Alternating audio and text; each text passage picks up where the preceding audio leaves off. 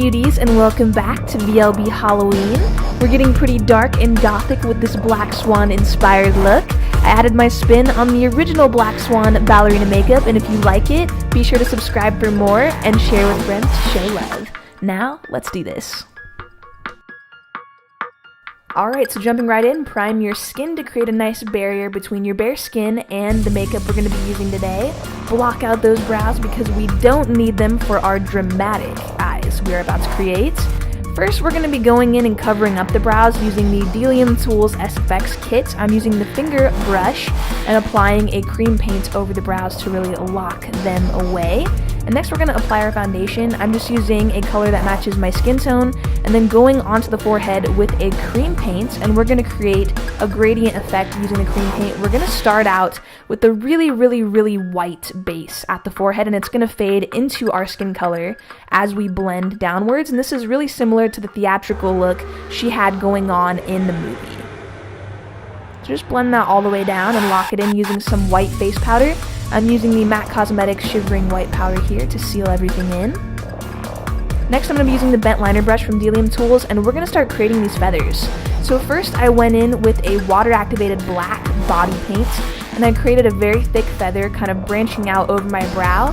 And from there, I just started to create the other feathers. In the movie, her feathers were going very horizontal and more towards her ears. I wanted to create something really fierce that really went upwards into the forehead area, that lifted the face and gave just a super fierce look.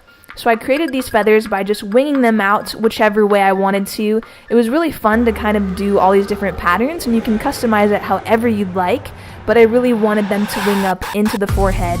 And then I went in with somewhat of a smaller, thinner brush to create smaller feathers in between each. Majority of the eye look is black, but just leave a few spaces for that white body paint later.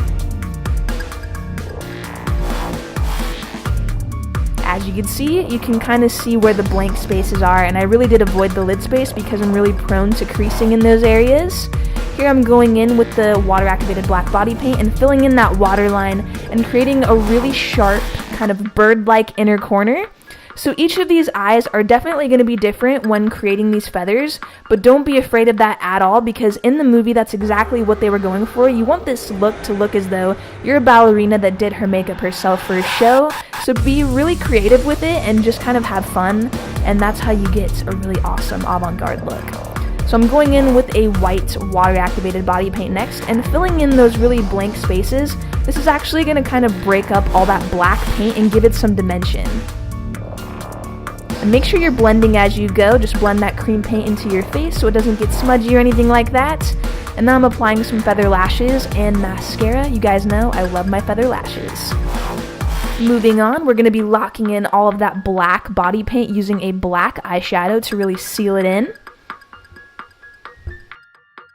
So I wanted this ballerina's face to be super contoured and snatched, lifted, everything like that. So I went in with a brick-colored eyeshadow first and applied that to the tops of the cheekbones, going down onto my chin area to give a really thin bone structure. I then grabbed that same color and really packed it onto the tops of the cheekbones to lift the face even further, blending with my foundation brush. And to sharpen it up even more, I grabbed a tiny bit of black eyeshadow and really hollowed out those cheeks into the hairline. Get that nice and fleeky. Yes, so going in with the red eyeshadow we used to hollow out the face, we're going to use this to add some dimension to the look. I didn't notice red was used a lot in the original look, so I wanted to add it some more to mine. And now going in with a black liquid lipstick, I'm going to be filling in my lips with this and creating an ombre lip today using a red liquid lipstick in the center. I just filled in the center of the top and bottom lip and then added in some sparkly red glitter to the center of each lip, which added so much shine, and you really want to concentrate this on the center to really highlight those lips.